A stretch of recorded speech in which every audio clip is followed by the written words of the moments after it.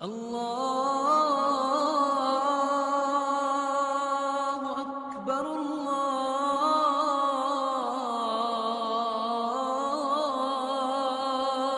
اکبر۔ رسول اللہ صلی اللہ علیہ وسلم نے اس لیے فرمایا اکثروا ذکر ہاذم اللذات الموت، اس موت کو یاد کرو جو انسانی لذتوں کو توڑ دینے والی ہے۔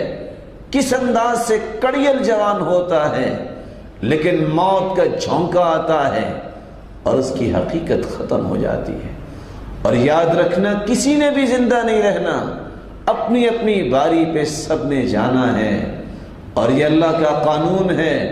آتے وقت تو دادا پہلے آتا ہے، پھر اس کا بیٹا، پھر اس کا بیٹا۔ کہتے ہیں یہ باپ ہے، یہ اس کا باپ ہے، یہ اس کا باپ ہے، یہ پوتا ہے، لیکن جانے کے لیے اللہ تعالیٰ نے کوئی ترتیب نہیں رکھی، اپنی مرضی سے بلاتا ہے۔ دادا بیٹھا ہوتا ہے، بیٹا آ جاتا ہے۔ اور آج کل تو حالات بن چکے ہیں موت الفجاء، اچانک موت۔ ایسے حالات میں تو تعمیر شخصی کرنی ہے، کسی وقت بھی آوازہ لگ سکتا ہے۔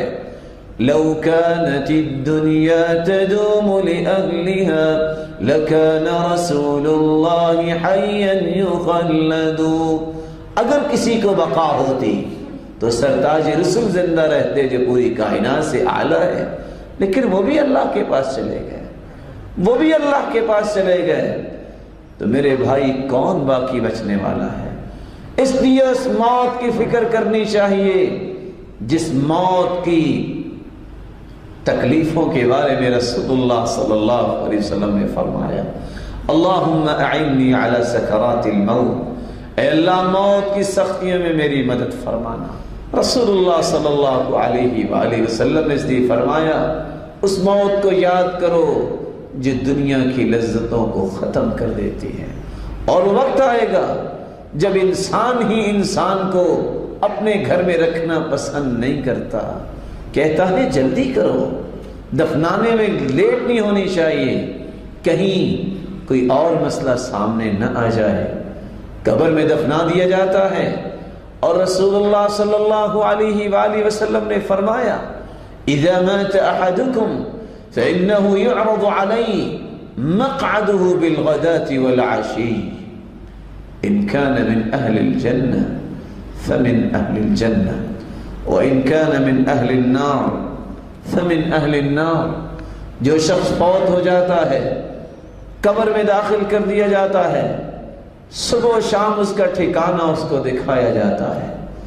اگر جنتی ہے تو جنت دکھائی جاتی ہے، اس پہ پیش کی جاتی ہے، اور اگر جہنمی ہے تو جہنم کا ٹھکانہ اس پہ پیش کیا جاتا ہے۔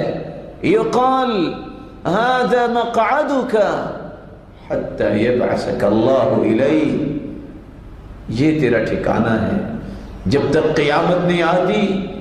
جنتی ہے تو جنت کی ہوائیں اس کو نصیب ہوتی ہیں۔ رسول اللہ صلی اللہ علیہ وآلہ وسلم جب قبرستان میں جاتے تو حالت کیا تھی؟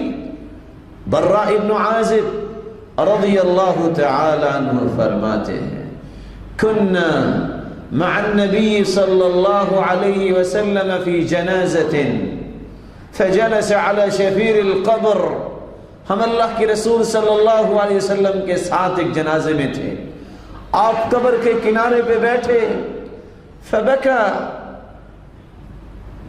حتى بل الثرى، رونا شروع کر دیا یہاں تک کہ مٹی بھیگ گئی، اور فرمایا یا اخوانی یا اخوانی لمثل هذا فاعدوا، اور میرے بھائیوں اس قبر کی تیاری کر لو۔